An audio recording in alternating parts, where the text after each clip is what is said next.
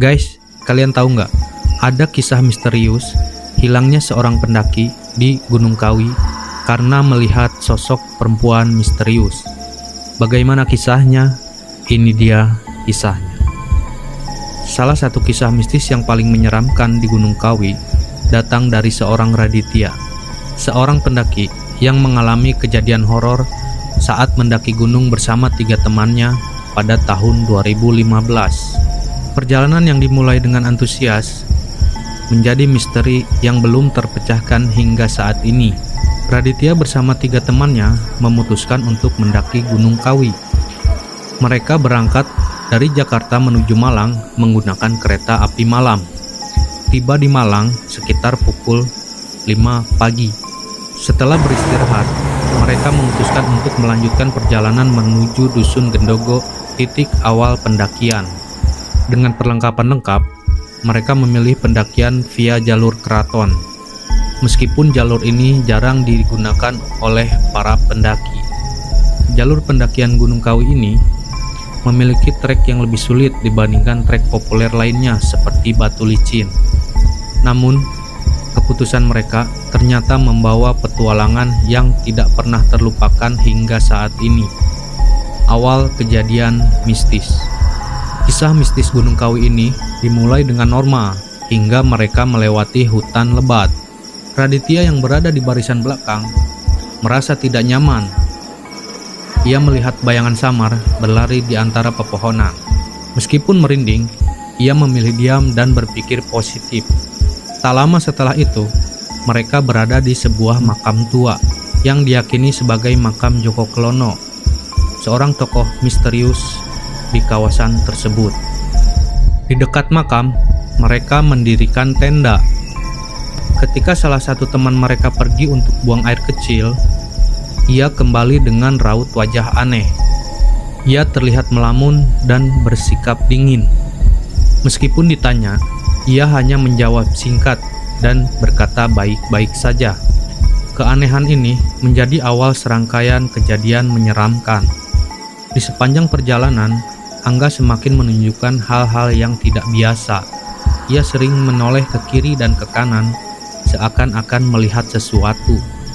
Ketika ditanya, ia hanya menjawab singkat dan tanpa enggan untuk berbicara. Hingga akhirnya, saat mereka tiba di puncak Batu Tulis, Angga dengan santainya mengatakan dia tidak ingin pulang. Dia ingin tinggal di gunung itu. Ucapan Angga membuat teman-temannya panik dan marah. Mereka mencoba menenangkannya, namun Angga tetap saja dingin.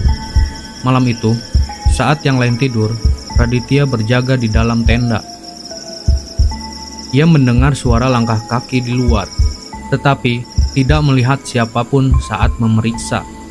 Suasana semakin mencekam ketika ia melihat sosok perempuan bergaun emas duduk di atas tanduk, ditemani dengan beberapa pria berpakaian seperti pengawal. Raditya segera memasuki tenda dan membaca doa dengan gemetar, hingga akhirnya tertidur. Pagi harinya, perjalanan dilanjutkan menuju savana. Di dalam perjalanan, Angga kembali menunjukkan keanehan. Ia tiba-tiba berjalan menuju telaga, dengan alasan melihat sosok perempuan misterius yang membutuhkan pertolongan. Raditya segera menariknya dan menenangkannya. Namun, kejadian ganjil ini membuat mereka waspada. Ketegangan memuncak ketika Angga tiba-tiba menghilang dalam perjalanan menuju Savana 2. Tanpa pemberitahuan, ia tidak lagi ada di dalam barisan. Teman-temannya mencoba memanggil dan mencarinya, tapi tidak ditemukan. Bahkan mereka kembali ke Savana 1 dan area sekitar, tapi hasilnya nihil.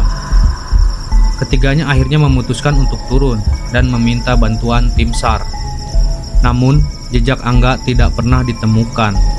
Misteri Gunung Kawi ini semakin membingungkan, karena lokasi pendakian mereka termasuk jalur pendakian angker yang cukup jarang dilewati, sehingga kemungkinan bertemu dengan pendaki lain sangat nihil. Kisah mistis yang dialami Raditya dan ketiga temannya menjadi pelajaran bagi siapa saja yang mendaki gunung, terutama Gunung Kawi. Selain persiapan fisik dan perlengkapan, menjaga sikap dan menghormati adat setempat adalah hal yang sangat penting.